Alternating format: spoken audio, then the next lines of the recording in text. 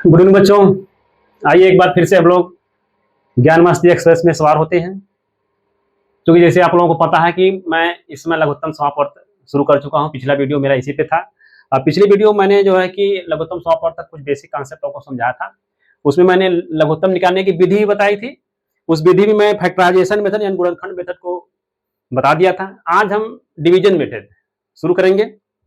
और हाँ, एक चीज और बता दें कि इस आज के वीडियो में लघुत्तम समापवर्त को ट्रिक के मेथड से कैसे जल्दी से निकाल लेंगे वो भी बताऊंगा, ताकि ये चीजें आपको कंपटीशन जब आप या कोई इंट्रेंस एग्जाम देते हैं, जैसे नवोदय का हो गया, विद्या ज्ञान का, टेट का एग्जाम देते हैं, तो उसमें आपको बहुत ज्यादा फायदा करने वाला है ये ट्रिक।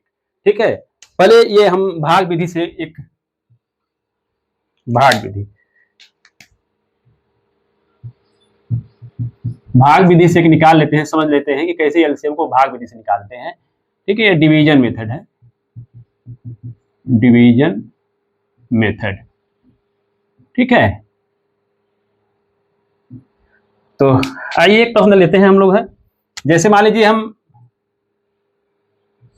4, 6 और 8 इसका हम निकालते हैं डिवीजन मेथड से। कैसे इसका एलसीएम निकालेंगे?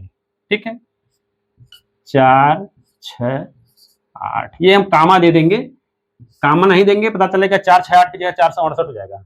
ठीक है, तो कामा देंगे, ऐसे लिखेंगे। अभी किसी ऐसी छोटी से छोटी संख्या से इसको भाग देंगे, जाकि कम से कम 2 संख्या में भाग चली जाए, कम से कम 2 संख्या में। 3 संख्या है तो जैसे 2 है, 2 दूना 4, जितनी बार जाएगी उसके नीचे लिखेंगे। ठीक, 2 3 6, ठीक है, 2 चौको 8।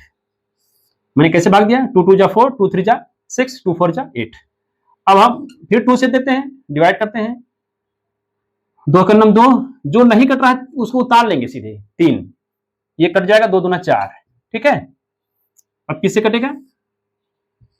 अभी भी 2 से कट जाएगा। 2 1 जा 2, 3 क्या करेंगे? नहीं कट रहा है तो सीधे उसको उतार लेंगे। 2 1 जा 2।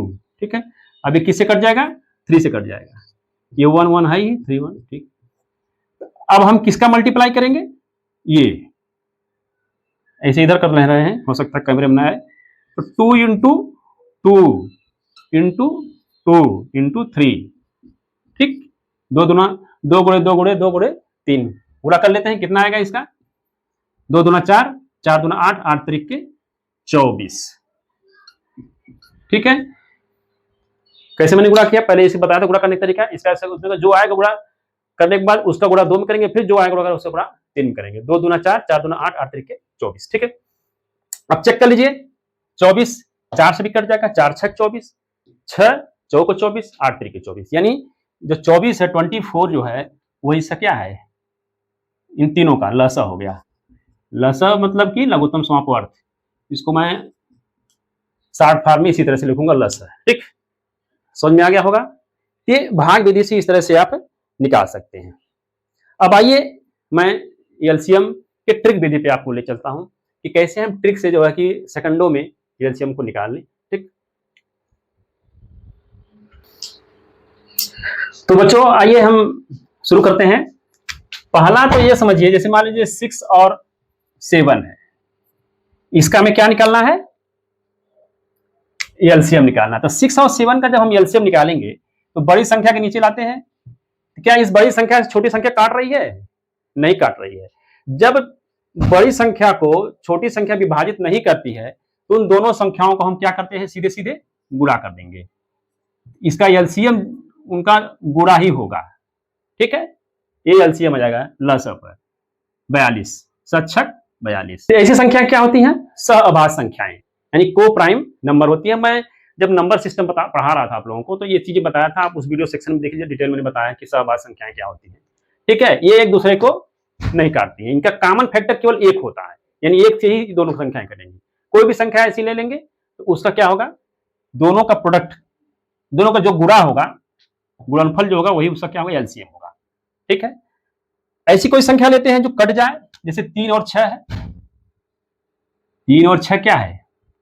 6 को नीचे लाते हैं, ये इसे कट जाएगा। 3 दूना 6, ये तो कट ही जाएगा भाई, स्वयं से ये संख्या कटी जा रही है। 6 का नाम 6, तो इसका एलसीएम क्या होगा? 6 ही होगा। यानी कि जो बड़ी संख्या है वही उसका क्या हो जाएगी? एलसीएम हो जाएगा, यानी लसा हो जाएगा। ठीक है, इसका एलसीएम क्या होगा? 6 ही होगा। समझ में आ गया? यानी कि छोटी संख्या जब बड़ी संख्या को काट दे रही है तो जो बड़ी संख्या उसका लसा हो जाएगा। चलिए कोई ऐसी संख्या लेते हैं जो नहीं काट रही है, जैसे 8 और 12 ले लिया, 8 और 12 ले लिया, तो जो बड़ी संख्या है उसको हम नीचे करते हैं। यहाँ पे ये इसे भाग जा रही है, नहीं जा रही, क्यों नहीं जा रही, यही हमको देखना है। इसको थोड़ा सा मैं डिटेल में समझा दे रहा हूं, तो ट्रिक से बहुत आराम से आप समझ जाएंगे। जैसे मान लीजिए 8 का जो है अगर हम फैक्टर कहें तो क्या होगा? 2 इंटू 2 इंटू 2, यानी 2 गुणे 2 गुणे 2। अब 12 का क्या फैक्टर होता है? 2 गुणे 2 गुणे 3।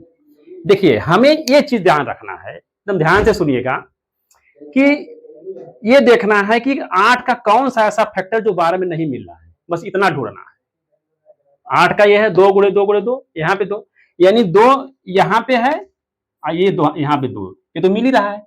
केवल यही एक 2 है जो इसमें 12 में नहीं मिल रहा है। 3 तो इसके पास सही है, उससे नहीं ध्यान करना है, ये देखना है कि 8 का कौन सा ऐसा फैक्टर है जो 12 में नहीं मिल रहा है। समझ में आई बात? तो 2 नहीं मिल रहा है तो हम 2 से सीधे क्या करेंगे? गुणा कर देंगे। ये 2 नहीं मिल रहा है तो 2 से हम क्या करेंगे? यहाँ नीचे गुणा कर दे रहे हैं, गुणा कर देंगे 12 गुणे 2, तो क्या हो जाएगा? ये 24। तो यही जो 24 होगा उसका क्या होगा? Factor, sorry LCM. 24 क्या होगा उसका? एलसीएम होगा। समझ में आ गया?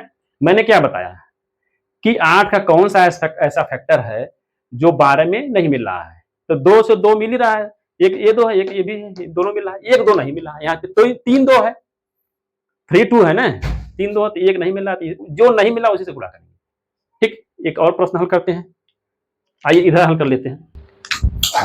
चलिए 12 और 16 ले लेते हैं। ठीक है, बड़ी संख्या क्या है?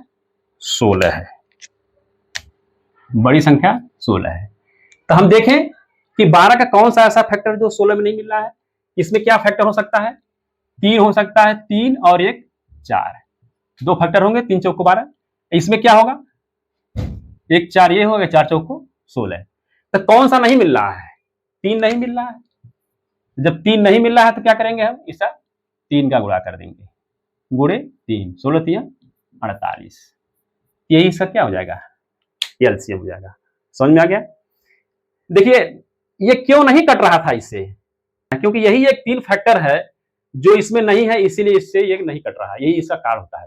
जैसे मैंने यहाँ पे जो बताया था आपको, इसके पहले जो 3 और 6, तो 6 क्यों कट रहा था?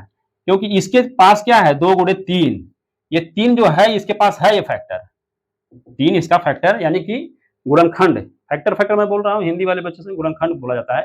देखिए ये भी समझ लीजिए कि जैसे 3 गुणे, यहाँ मैंने लिखा है ना, 3 गुणे 2 कर दिया बराबर 6, ये दोनों क्या है? फैक्टर है। ये क्या है? उसका प्रोडक्ट है, यानी गुणनफल है। ठीक है, इंग्लिश में प्रोडक्ट बोलते हैं, हिंदी में गुणनफल। ठीक है, तो ये 6 क्या है? गुणनफल है, 3 और 2 क्या है? गुणनखंड है। तो बार बार मैं फैक्टर, इसी को फैक्टर बोलते हैं, फैक्टर और प्रोडक्ट बोलूंगा तो आप समझ जाइए। तो ये 3 इसमें फैक्टर था, गुणनखंड था, इसलिए ये कट जा रहा था। यहाँ पे नहीं है वही 2, सॉरी यहाँ पे 3 इसमें नहीं है, इसलिए हमने 3 का इसमें गुणा कर दिया, आसानी से आ गया।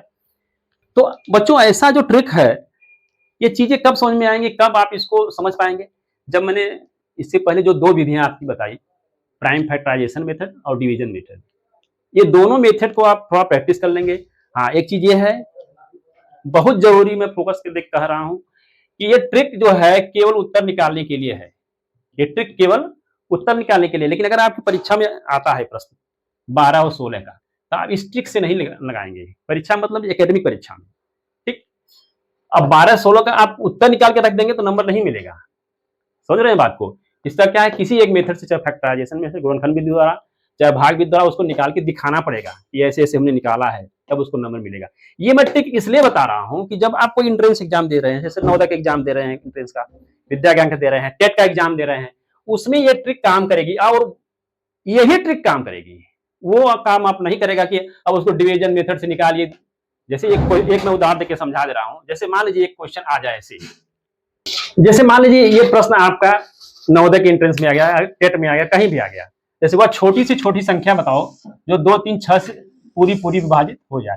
देखिए जब छोटी से छोटी पूछता है, जब छोटी से छोटी पूछे तो हमें क्या करना है, इसका एलसीएम निकालना है, सीधा सीधा। इस प्रश्न को अगर आप नहीं समझ पा रहे हैं, एलसीएम भी नहीं आप ध्यान है कि क्या करना चाहिए, एलसीएम निकालना चाहिए, क्या करना चाहिए, इसका एक तरीका यह है कि आप तीनों संख्याओं से चेक करेंगे। पहले तीनों संख्या 5 कट रही है कि नहीं कट रही है, तीनों संख्याओं से चेक करेंगे 82 कट रही है कि नहीं कटेगी, फिर तीनों से चेक करेंगे 75 कट रही है कि नहीं, फिर तीनों से चेक करेंगे 60 कट रही है कि नहीं कट रही है। ऐसे में तो बहुत टाइम आपका बर्बाद हो जाएगा। और नवोदय के एंट्रेंस में और जो एग्जाम होते हैं उसमें कम टाइम होती है, 2 ही घंटे या 3 घंटे में आपको 100 क्वेश्चन करना है, तो ऐसे आप हल करेंगे तो हल ही कर पाएंगे, नहीं हल ही नहीं कर पाएंगे आप। ठीक है, तो क्या करना है, जब छोटी से छोटी संख्या है तो हमें तुरंत समझ जाना है कि इसका हमें एलसीएम निकालना है। अब दूसरा तरीका है कि आप जान तो गए एलसीएम निकालना है, अब लगे चाहे भाग विधि से चाहे फिर वो फैक्टर विधि से निकालने एलसीएम। ठीक है, अब एलसीएम इसका निकाले जा रहे हैं, 2 से कट जाइए, ऐसे भाग विधि से निकाल, इसमें भी टाइम आप बर्बाद कर रहे हैं। मैंने जो पहली ट्रिक बताई कि जो संख्या बड़ी है, 6 बड़ी है, अगर ये बड़ी संख्या में दोनों संख्याएं कट जा, दोनों संख्या से कट जा रहा है, 2 से 2 3 6 3 दूना 6 कट जा रहा है, तो जो बड़ी संख्या वो एलसीएम हो जाएगी, तुरंत आप समझ गए, सेकंडों में आ जाएगा ये। अब 6 जो एलसीएम आएगा, इन तीनों का एलसीएम क्या आएगा, 6 आएगा। तो 6 से आप चेक करिए कि कौन संख्या है जो कट रही है। देखिए पहली बात तो 5 हो ही नहीं सकता, क्योंकि कोई भी संख्या होगी जो कटेगी वो 6 से ऊपर ही होगी। ठीक है, तो 5 तो हो ही नहीं सकती। अब चेक करिए, 5 भी नहीं कटेगा, 82 भी नहीं कटेगा, 6 से काट के देख लीजिएगा, भाग देखिए, ये भी नहीं कटेगा, 6 दाम में 60 कट जाएगा। तो ऐसे प्रश्न का उत्तर बच्चों हम क्या करेंगे, ऐसे ट्रिक से ही निकाल पाएंगे, ऐसे ट्रिक से ही निकाल पाएंगे और जल्दी से निकाल पाएंगे। इसलिए मैं ये ट्रिक बताना जरूरी समझा। और जो आप डिवीजन मेथड और फैक्टराइजेशन मेथड बताया है वो आपके एकेडमिक एग्जाम के लिए है। एकेडमिक में आप कोई किसी विधि से आप हल करेंगे तो उसमें आपको नंबर दिया जाएगा, ट्रिक से नंबर आपको नहीं मिलेगा। तो मुझे लग रहा है कि वीडियो ज्यादा लंबी ना हो, इसलिए हम यहीं पे बंद करते हैं। नेक्स्ट वीडियो में बच्चों में जो है 3 अंक, जैसे मैंने 2 अंक पढ़ाया ना, उसमें 3 अंक लूंगा और इसी तरह से ट्रिक मेथड से और कुछ क्वेश्चन ऐसे मैं हल कराऊंगा। ठीक है, तब तक के सभी लोगों को बहुत बहुत धन्यवाद।